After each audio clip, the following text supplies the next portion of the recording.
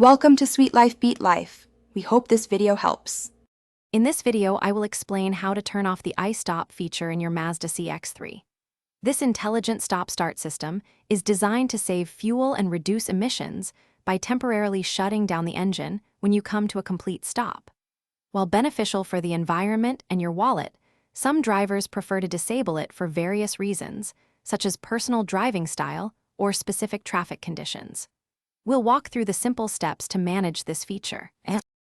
To begin, locate the Istop button inside your Mazda CX-3. This button is usually situated on the dashboard, often to the left of the steering wheel, among a cluster of other control buttons. You'll recognize it by its distinct symbol, a capital A encircled by a circular arrow.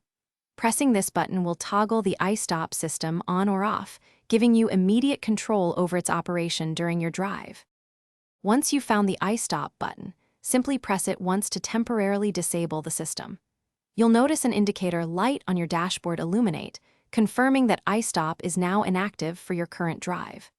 It's important to remember that this deactivation is temporary.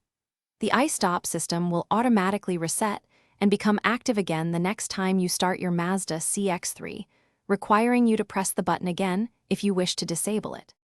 After pressing the button, you can confirm the Istop system's status by checking the dashboard indicator light. A green light signifies that Istop is active and ready to operate when conditions are met.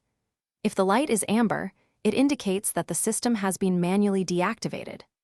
Remember, even when active, Istop will only engage if specific conditions are met, such as the engine being at optimal temperature and the battery having sufficient charge.